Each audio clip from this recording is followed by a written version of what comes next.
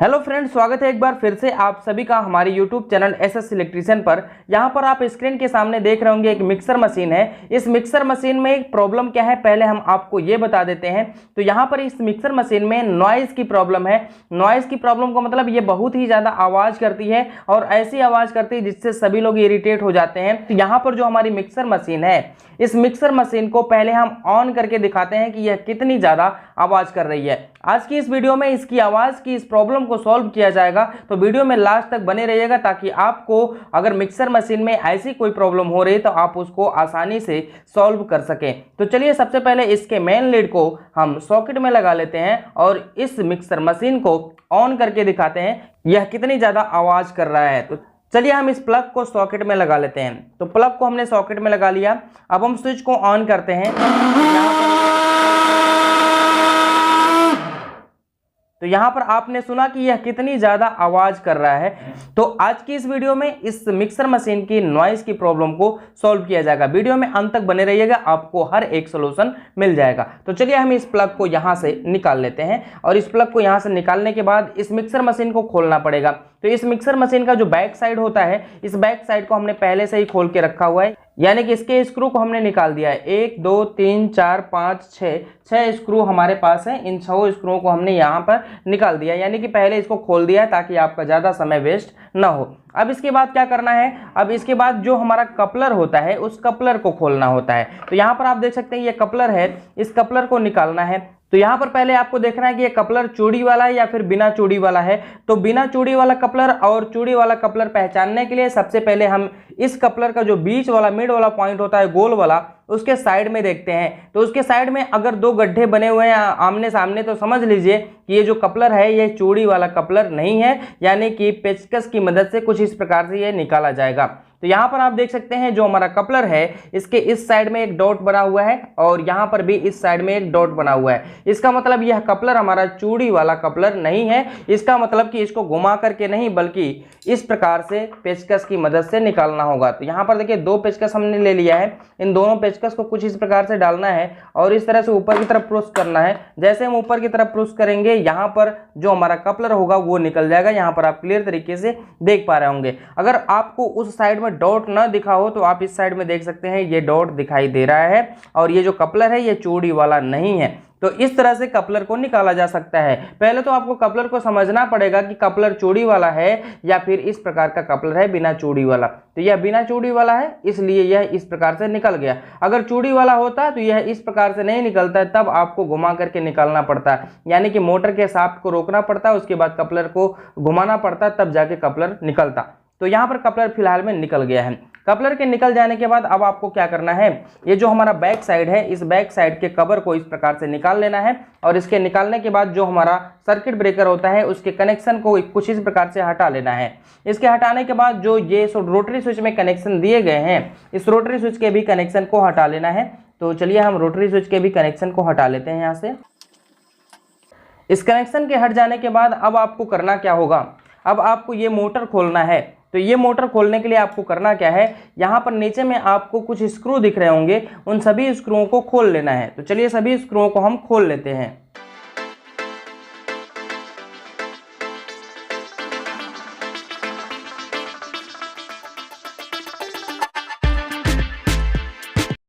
तो इस प्रकार से मिक्सर मशीन के सभी स्क्रू खुल गए हैं। इन सभी स्क्रूओं को खुल जाने के बाद ये जो ऊपर वाला हिस्सा है इस हिस्से को इस प्रकार से निकाल लेना है। तो यहाँ पर आप देख सकते हैं एक स्क्रू अभी थोड़ा सा लगा हुआ है, तो इसको हम थोड़ा सा और लूज कर लेंगे तो ये बिल्कुल खुल जाएगा। तो यहाँ पर आप देख सकते हैं कुछ इस प्रकार से आपको मिक्सर मशीन का ये वाला पार्ट खोल लेना है, उसके बाद मोटर को भी कुछ इस प्रकार से निकाल लेना है। तो देख सकते हैं एकदम आसान है मिक्सर मशीन को खोलना, ओपन करना, कोई भी दिक्कत नहीं होती है।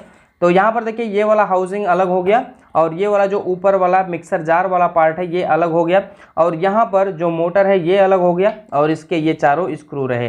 तो अब हम इन स्क्रूओं को रख देते हैं साइड में। अब हमको इस मोटर पे काम करना होगा कि मोटर क्यों आवाज़ ज़्यादा मात्रा में कर रहा है। तो चलिए हम इस मोटर की देखभाल करते हैं और इस मोटर में हम रिपेयरिंग करते हैं। यहाँ पर देखिए ये पहले निकाल लेना है। इसके निकालने के बाद अब आपको आगे क्या करना है, अब यहाँ पर मोटर को खोलना होगा। मोटर को खोलने के बाद इसकी ओवर हालिंग करेंगे और देखेंगे कि बुश या फिर इसका जो शाफ्ट है वो कहीं घिस तो नहीं गया है, उससे आवाज़ तो नहीं आ रही है। तो हर एक चीज़ आपको देखना पड़ेगा, स्टेप बाय स्टेप आपको सिखाएंगे, आपको किसी भी प्रकार की कोई समस्या नहीं होगी, इसकी नॉइज़ को प्रॉब्लम को हम सॉल्व कर देंगे। तो चलिए हम आपको यहाँ पर मोटर को खोलना सिखाते हैं। मोटर को खोलना कैसे है, यहाँ पर आप देख सकते हैं ये ऊपर में ये शाफ्ट दिख रहा है आपका, ये शाफ्ट तो बिल्कुल बढ़िया से घूम रहा है, कोई दिक्कत नहीं है, लेकिन फिर भी आवाज़ बहुत ही ज़्यादा मात्रा में आ रही है। अब इस मोटर को खोलने के लिए आपको करना क्या होगा, इस मोटर को खोलने के लिए ये जो हमारा नट होता है इस नट को खोलना पड़ेगा, इस बोल्ट को खोलना पड़ेगा। तो इस बोल्ट को खोलते हैं।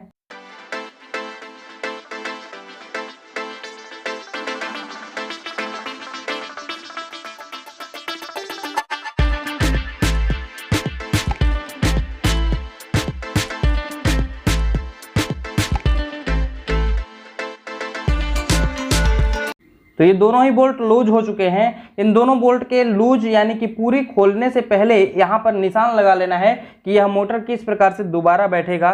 तो निशान लगाने के लिए आप या तो मार्कर का इस्तेमाल कर सकते हैं या फिर किसी भी प्रकार के नुकीले चीज़ का इस्तेमाल कर सकते हैं, जिससे आपको पता चले कि ये जो निशान है इसी पे हमारा मोटर फिर दोबारा बैठेगा।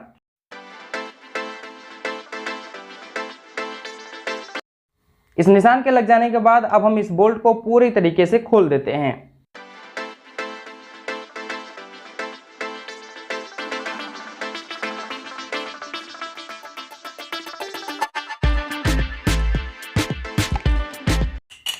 तो ये देख सकते हैं दोनों ही बोल्ट खुल चुके हैं। अब इन दोनों बोल्टों को हम साइड में रख देते हैं और साइड में रखने के बाद मोटर के इस भाग को हम निकाल लेते हैं बाहर।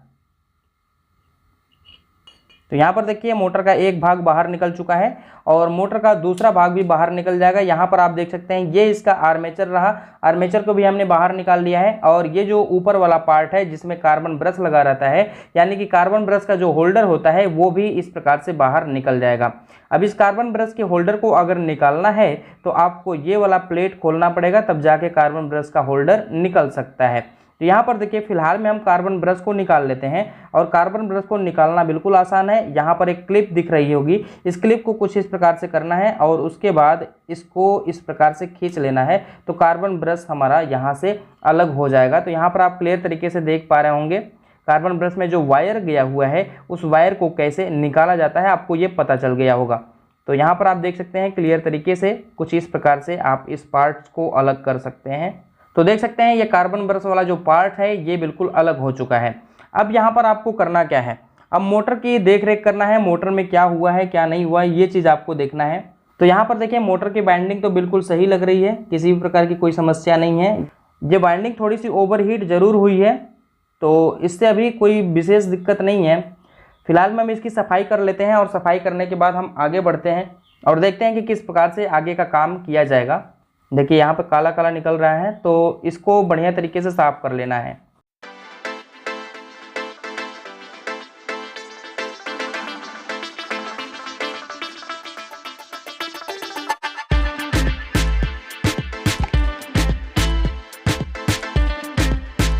तो यहाँ पर आप देख सकते हैं ये जो इसका फील्ड वाइंडिंग है, फील्ड वाइंडिंग का जो स्टेटर है ये बढ़िया तरीके से साफ हो चुका है। अब इसके सफाई हो जाने के बाद अब हमको आर्मेचर की भी सफाई कर लेना है।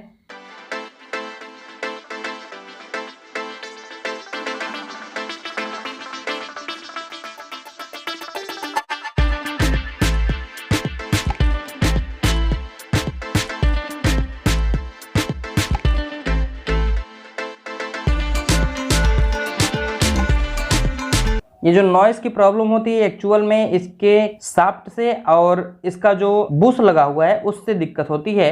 तो यहाँ पर अगर बुश कटा होगा तो बुश को चेंज करना पड़ेगा, और बुश नहीं कटा होगा तो इसकी ओवरहालिंग आयलिंग करके इसको फिर से लगा दिया जाएगा। तो चलिए हम यहाँ पर देख लेते हैं कि इसका बुश कटा तो नहीं है और इसमें किसी प्रकार की कोई समस्या तो नहीं है। यहाँ पर इसकी पहले सफाई कर लेना है, कुछ इस प्रकार से देख सकते हैं।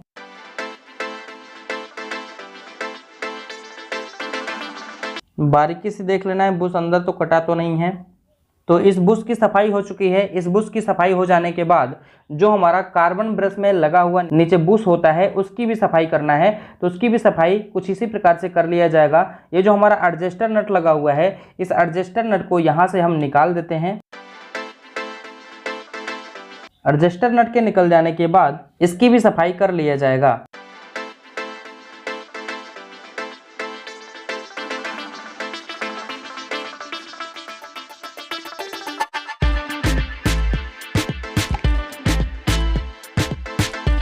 तो यहाँ पर आप देख सकते हैं इसकी सफाई तो हो चुकी है। ये वाला जो हमको बुश लग रहा है ये थोड़ा सा सूखा हुआ है, तो इस बुश को ही सही करना है, मतलब इस बुश में ही ग्रीसिंग आयलिंग बढ़िया से करना है, तो जो हमारी प्रॉब्लम नॉइज़ वाली होगी वो सही हो जाएगी।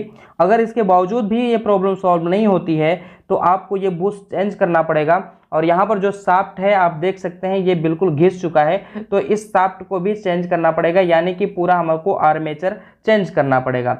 तो आर्मेचर को चेंज करने से पहले आप एक बार प्रयास कर लीजिए कि ये इस प्रकार से ओवरहालिंग करके सही हो जाएगा या नहीं हो जाएगा। उसके बाद भी अगर नहीं होता है तो आपको चेंज तो करना ही पड़ेगा। चलिए हम इसको रेगमार पेपर से थोड़ा सा रगड़ लेते हैं।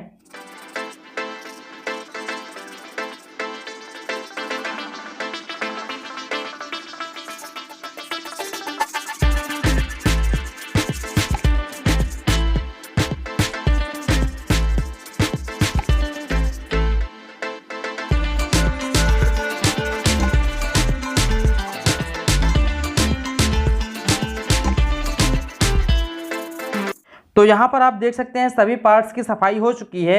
अब इसको असेंबल करना है। असेंबल करने के बाद हम आपको दिखाएंगे कि इसकी नॉइज़ की प्रॉब्लम समाप्त हुई या नहीं हुई। अगर मान लीजिए कि फिर भी नॉइज़ की प्रॉब्लम समाप्त नहीं होती है तो इसका जो बुश है और इसका जो आर्मेचर है वो चेंज करना पड़ेगा। अगर उन दोनों को चेंज कर देंगे तो ये प्रॉब्लम बिल्कुल सॉल्व हो जाएगी, किसी भी प्रकार की कोई भी आवाज़ नॉइज़ नहीं आएगी। तो चलिए हम इसको पहले फिट कर लेते हैं और देखते हैं कि ये प्रॉब्लम सॉल्व हुई या नहीं। हम यहाँ पर इसके अंदर ग्रीस लगा लेंगे, तब इसके बाद हम इस शाफ्ट को फिट करेंगे।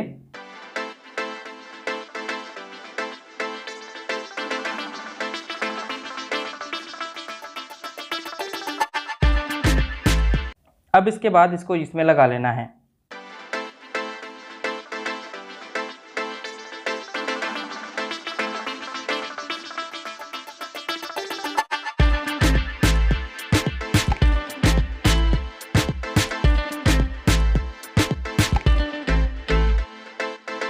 तो अब इसके फिट हो जाने के बाद इसका जो बोल्ट होगा उसको टाइट कर दिया जाएगा। तो चलिए इसके बोल्ट को हम टाइट कर लेते हैं।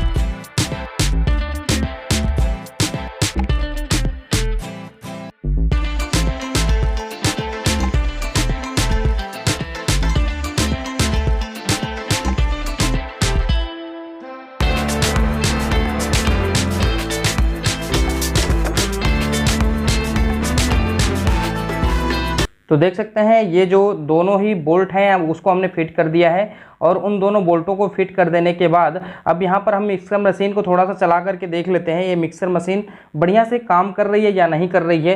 तो इसको चलाने के लिए क्या करना पड़ेगा, पहले ये जो कार्बन ब्रश वाला तार है इसको लगाना पड़ेगा और कार्बन ब्रश को भी लगाना पड़ेगा। तो चलिए हम कार्बन ब्रश को भी लगा लेते हैं और कार्बन ब्रश वाले वायर को भी कनेक्ट कर लेते हैं। तो यहाँ पर आप देख सकते हैं कार्बन ब्रश लगता कैसे है। तो आपको कुछ इस प्रकार से कार्बन ब्रश को अंदर इंसर्ट कराना है, और इस प्रकार से इंसर्ट कराने के बाद कुछ इस प्रकार से आपको यहाँ पे अंदर इस प्रकार से पुश करना है। और ये जब अंदर पुश हो जाएगा तो जो हमारा कार्बन ब्रश वाला वायर आ रहा है मोटर से होकर के, उस मोटर वाले वायर को इसमें पिंच कर देना है, यानी कि अंदर इंसर्ट करा देना है। तो देख सकते हैं कुछ इस प्रकार से इसके लग जाने के बाद अब ये जो हमारा वायर होगा इसको यहाँ पे लगा दिया जाएगा।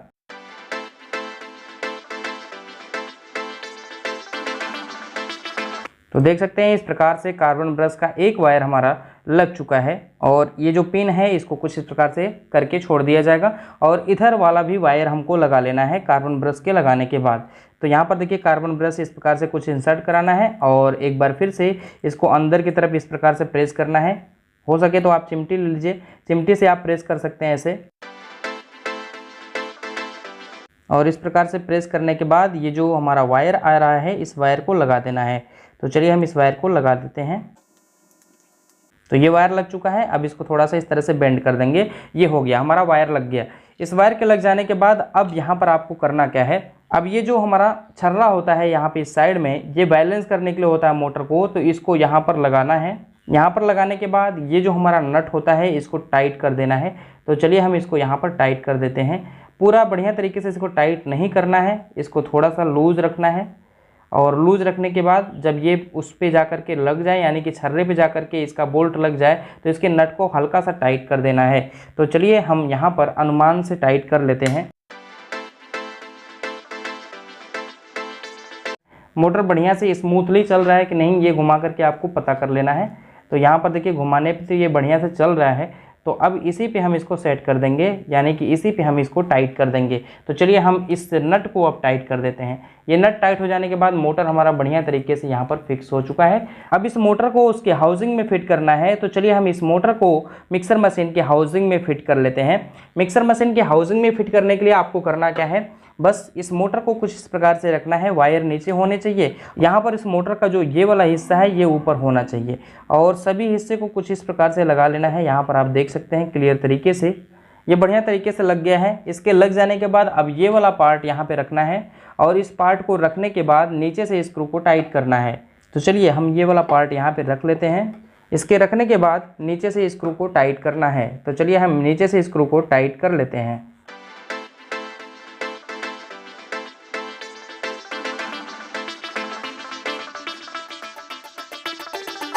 देख सकते हैं ये वाला पार्ट जो है ये फिट हो चुका है। अब हम मोटर को हिला करके देख लेंगे, मोटर हिल तो नहीं रहा है, बिल्कुल नहीं हिल रहा है। और यहाँ पर जो इसका कपलर है, इसके कपलर को भी हम लगा लेते हैं।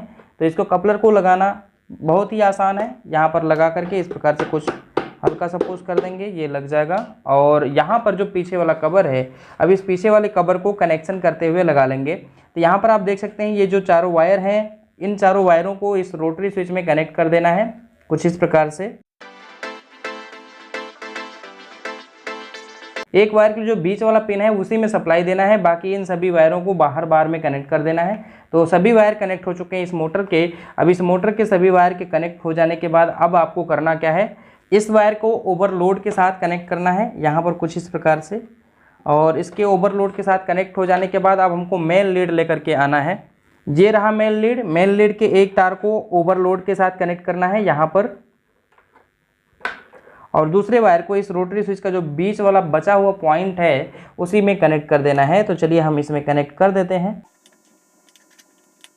तो सभी वायर एक्चुअल में कनेक्ट हो चुके हैं। अब यहाँ पर आपको करना क्या है, इन वायरों को बाहर निकालना होगा।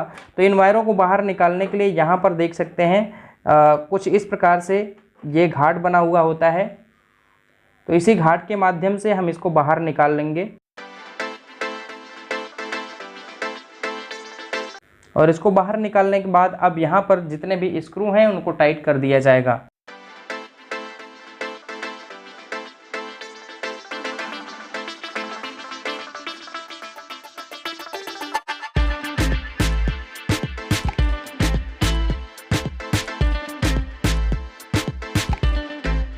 तो चलिए सभी स्क्रू टाइट हो चुके हैं।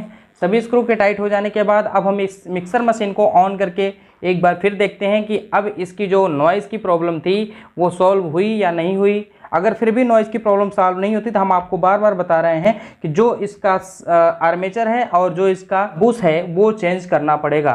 तो चलिए हम इसको अभी ऑफ पे रखते हैं और यहाँ पर सप्लाई में लगा लेते हैं। सप्लाई में लगाने के बाद अब इस मिक्सर मशीन को ऑन करते हैं।